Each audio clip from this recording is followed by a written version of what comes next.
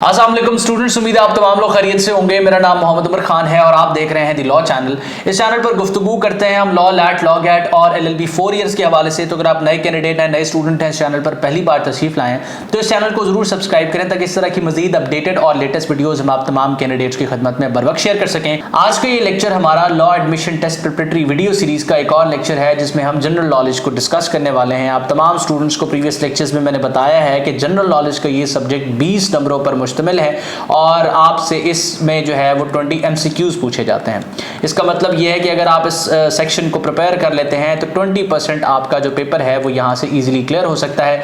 Previous lectures में बहुत से स्टूडेंट्स ये जो है वो कमेंट्स करके बताते थे कि ये सब्जेक्ट जो है वो अनप्रिडिक्टेबल है, यानी कि अंदाज़ा नहीं लगाया जा सकता कि जनरल नॉलेज में कौन से क्वेश्चन पूछे जाएंगे, कौन से टॉपिक से पूछे जाएंगे, क्या चीज़ इंपॉर्टेंट है। इतना सारा मटीरियल है, किस चीज़ को पढ़ें।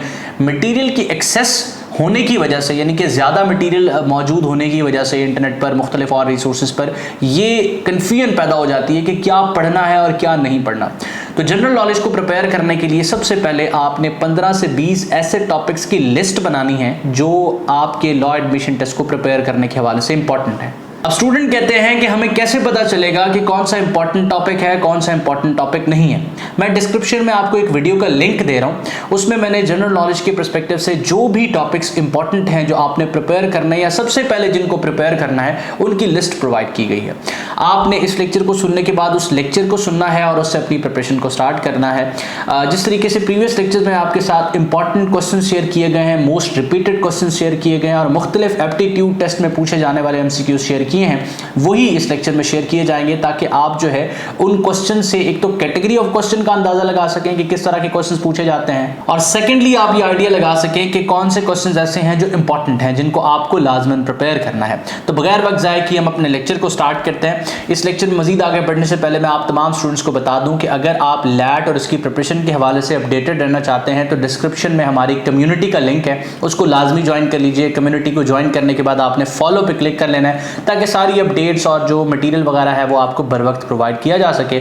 इन केस आप लिंक के थ्रू ना ज्वाइन कर पाएँ तो इस नंबर पर आपने WhatsApp मैसेज कर देना है। तो सबसे पहला क्वेश्चन इस वक्त आप अपनी स्क्रीन पर देख सकते हैं कि who painted famous portrait Mona Lisa. अब इस क्वेश्चन से एक चीज़ का अंदाज़ा लगाया जा सकता है कि जो मुख्तलिफ पर्सनैलिटीज़ रही हैं उन्होंने अपनी अपनी डोमेन में जो मुख्तलिफ कारनामे ऐसे सरअंजाम दिए हैं जो वर्थ रिमेंबरिंग हैं। आपने उन शख्सियात के बारे में और उनके किए गए काम के रिलेटेड जो है अपने आप को प्रिपेयर करना है। ये एक बड़ी तवील लिस्ट बन जाएगी लेकिन स्टिल आपने कोशिश करनी है कि मैक्सिमम चीज़ों को कवर करें। अब डेफिनेटली बात है आर्ट से रिलेटेड ये क्वेश्चन है कि मोनालिसा जो एक फेमस पोर्ट्रेट है वो किसने पेंट किया है। ऑप्शंस को रीड आउट करने के बाद करेक्ट ऑप्शन आपने अपने पास मार्क करना है। At the end of the lecture आपने कमेंट में मुझे बताना है कि क्वेश्चंस आपके कितने ठीक हुए हैं। इन ऑप्शंस को रीड करने के बाद अगर आपने करेक्ट ऑप्शन के तौर पे option C Leonardo da Vinci को मार्क किया है तो आपका जवाब बिल्कुल दुरुस्त है। इस पर्सन को आपने मजीद सर्च करना है और इनका जो ये मशहूर कारनामा है कि इन्होंने मोनालिसा का जो पोर्ट्रेट है उसको पेंट किया है, इस हवाले से मजीद अगर कोई फैक्ट आपको मिले तो आपने वो कमेंट सेक्शन में जरूर शेयर करना है। क्रॉस सर्च से ये होता है कि आपको चीजें बेहतर तरीके से याद रह जाती हैं। उसके बाद नेक्स्ट क्वेश्चन है कि Sultan Ahmed mosque in Istanbul is popularly known as. अब एक चीज यहां उसने आपको बता दी है कि सुल्तान अहमद मॉस्क जो है वो इस्तांबुल में वाक़या है। ये क्वेश्चन भी आपसे पूछा जा सकता है। तो यहां पूछा जा रहा है कि पॉपुलरली नोन एज, तो वो जो है पॉपुलरली किस नाम से जानी जाती है, मशहूर वो किस नाम से है। ऑप्शंस को रीड आउट करने के बाद अगर आपने ब्लू मॉस्क ऑप्शन बी को टिक किया है तो आपका जवाब बिल्कुल दुरुस्त है। लॉ एडमिशन टेस्ट में ये क्वेश्चन जो है वो रिपीट हो चुका है, तो ये लैट का क्वेश्चन है। उसके बाद the capital of European union is, तो आपने जो यूरोपियन यूनियन है EU जिसको कहते हैं उसका कैपिटल मार्क करना है। इससे आपने एक चीज़ का अंदाज़ा लगाना है कि मुख्तलिफ किस्म की जो इंटरनेशनल ऑर्गेनाइजेशंस हैं, जो रीजनल ऑर्गेनाइजेशंस हैं, उनके कैपिटल्स के बारे में, उनके मेंबर कंट्रीज़ के हवाले से, उनकी लैंग्वेजेस के हवाले से या उनकी कोई फॉर एग्जांपल कोई मशहूर कंट्रीब्यूशन है उसके हवाले से आपसे सवाल किया जा सकता है। अगर इस क्वेश्चन के ऑप्शंस को रीड आउट करने के बाद आपने करेक्ट ऑप्शन के तौर पे ऑप्शन बी ब्रसल्स को मार्क किया है तो आपका जवाब बिल्कुल दुरुस्त है। उसके बाद नेक्स्ट क्वेश्चन आप अपनी स्क्रीन पर देख सकते हैं कि Tashkent is the capital of. अब ताशकंद जो है ये किसका कैपिटल है? मैंने आपको अक्सर औकात लेक्चर्स में बताया है कि कैपिटल्स को और करेंसीज को आपने लाजमी प्रिपेयर करना है। आप 15 से 20 ऐसे ममालिक की लिस्ट तैयार करें अपने पास जो एक तो हमारे नेबरिंग कंट्रीज हों, दूसरा जिनका हमारे मुल्क के ऊपर या हमारा उनके ऊपर या उनका हमारे रीजन के ऊपर एक इम्पैक्ट हो या पूरी दुनिया के ऊपर एक इम्पैक्ट हो। बहुत आसान है 15 से 20 ऐसे ममालिक का नाम तलाश करना। तो उन 15 से 20 ममालिक का जब आप नाम लिखें तो उसमें जिस तरीके से पाकिस्तान की नेबरिंग कंट्रीज़ अगर आप लिखना स्टार्ट करें, आप इंडिया लिखेंगे, अफगानिस्तान लिखेंगे, चाइना लिखेंगे, उसके बाद जो है वो आप ईरान लिखेंगे। देन इस रीजन के जो है वो मुख्तलिफ अगर ऐसे कंट्रीज़ जिनका इम्पैक्ट है आप वहाँ पर रशिया का नाम लिखेंगे, देन आप USA का नाम लिखेंगे, UK का लिखेंगे। इस तरीके से ये लिस्ट आपकी 20 से बढ़ सकती है। उनके आपने कैपिटल्स को प्रिपेयर करना है, उनके आपने करेंसीज़ को जो है वो देख लेना है। उसके बाद आपने जो है वो कंट्रीज किन ऑर्गेनाइजेशंस के मेंबर हैं, आपने उन ऑर्गेनाइजेशन उनके हेडक्वार्टर्स को प्रिपेयर कर लेना है। तो आप एक सिरे से स्टार्ट करेंगे, आपके लिए चीज़ें आसान हो जाएंगी, आपको चीज़ें सेंस बनाती जाएंगी, कंसेप्चुअल आपकी प्रिपरेशन हो जाएगी। वक्त कम है लेकिन स्टिल आप ऐसे कर सकते हैं। तो ताशकंद जो है वो कैपिटल किस कंट्री का है? ऑप्शंस को रीड आउट करने के बाद अगर करेक्ट ऑप्शन के तौर पर आपने ऑप्शन सी उज़्बेकिस्तान को मार्क किया है तो आपका जवाब बिल्कुल दुरुस्त है। उसके बाद नेक्स्ट क्वेश्चन आप अपनी स्क्रीन पर देख सकते हैं कि हेडक्वार्टर ऑफ सार्क। अब सार्क बेसिकली अगेन एक रीजनल ऑर्गेनाइजेशन है जिसका पाकिस्तान मेंबर है। आपने इसके टोटल मेंबर कंट्रीज का बताना है, इसके बारे में क्वेश्चन किया जाता है, आपने इसके मेंबर कंट्रीज बताने हैं कि कितने हैं। तो सार्क जो है इसका हेडक्वार्टर कहां पर लोकेटेड है? ऑप्शंस को रीड आउट करने के बाद अगर करेक्ट ऑप्शन के तौर पे आपने काठमांडू को जो है वो सिलेक्ट किया है तो आपका जवाब दुरुस्त है। अब आपने बताना है कि ये जो शहर है ये कौन से कंट्री का कैपिटल है, ये आपने कमेंट सेक्शन में मुझे बताना है। सवालों से कनेक्टेड जितनी चीजें मैं आपको सर्च करने का बताऊं या आपको कमेंट सेक्शन में जो है वो पेस्ट करने का कहूं तो आपने वो मेरे साथ शेयर करनी है, और जिनको जवाब ना पता वो कमेंट्स को रीड करके आंसर ढूंढ सकते हैं। The headquarter of red cross is located in. अब ये आपने कमेंट सेक्शन में मुझे बताना है सर्च करने के बाद कि ये रेड क्रॉस क्या है, रेड क्रॉस का पर्पस क्या है और इसको कब बनाया गया। ऑप्शंस को रीड आउट करना है और इसके हेडक्वार्टर के बारे में बताना है। अगर आपने ऑप्शंस को रीड आउट करने के बाद ऑप्शन सी जनेवा को जो है वो करेक्ट ऑप्शन के तौर पे मार्क किया है तो आपका जवाब बिल्कुल दुरुस्त है। अच्छा, वो तमाम स्टूडेंट्स जो इस तरह के मजीद इंपॉर्टेंट क्वेश्चंस लेना चाहते हैं, वो चाहते हैं कि प्रिपेयर करने के लिए उनको स्पेसिफिक इसी तरीके के क्वेश्चन दिए जाएं जो इंपॉर्टेंट हो और अंडरस्टैंडेबल हो, तो आप तमाम स्टूडेंट्स हमारा लैट प्रिपरेटरी बैच ज्वाइन कर सकते हैं। 24 अगस्त 2025 के लैट के लिए इस वक्त उन तमाम स्टूडेंट्स के लिए हम 25% डिस्काउंट ऑफर कर रहे हैं जो हमारे इस कोर्स को इस वीडियो के रेफरेंस से ज्वाइन करते हैं। अगर आप इस कोर्स के बारे में मजीद इन्फॉर्मेशन और डिटेल्स लेना चाहते हैं, इसको एनरोल करना चाहते हैं और चाहते हैं कि किसी सिंगल रिसोर्स पर रिलाई करके आप लॉ एडमिशन टेस्ट को कॉम्प्रिहेंसिवली प्रिपेयर कर लें, तो आप इस नंबर पर कोऑर्डिनेट करेंगे, हमारी टीम आपको फर्दर इन्फॉर्मेशन और एनरोलमेंट प्रोसेस गाइड कर देगी।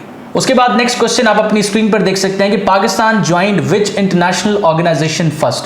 अब सबसे पहले पाकिस्तान ने कौन सी इंटरनेशनल ऑर्गेनाइजेशन को ज्वाइन किया था? ऑप्शंस को रीड आउट करने के बाद अगर करेक्ट ऑप्शन के तौर पे आपने यूनाइटेड नेशंस को मार्क किया है तो आपका जवाब बिल्कुल दुरुस्त है। यूनाइटेड नेशंस एक ऐसा टॉपिक है जिसमें जनरल नॉलेज के सेक्शन में 1 या 2 MCQs आपसे पूछे जा सकते हैं, इसको आपने लाजमी प्रिपेयर करना है। अब यूनाइटेड नेशंस के टॉपिक में आप क्या प्रिपेयर करेंगे? सबसे पहले तो यूनाइटेड नेशंस के कौन से ऐसे कंट्रीज हैं जिनके पास यूनाइटेड नेशंस में जो है वो वीटो की पावर है, उसके बाद इसके कितने ऑर्गन्स हैं, ये आपने सर्च आउट करना है ताकि आप यूनाइटेड नेशंस के टॉपिक को कॉम्प्रिहेंसिवली कवर कर सकें। उसके बाद नेक्स्ट क्वेश्चन आपकी स्क्रीन पर है, the war of independence started at. अब वॉर ऑफ इंडिपेंडेंस को आपने सर्च करना है और इसकी डेट्स के बारे में मुझे बताना है। तो वॉर ऑफ इंडिपेंडेंस जो है वो कहां से स्टार्ट हुई है? ऑप्शंस को रीड आउट करने के बाद करेक्ट ऑप्शन के तौर पर अगर आपने ऑप्शन सी को मार्क किया मीरठ, तो आपका जवाब बिल्कुल दुरुस्त है।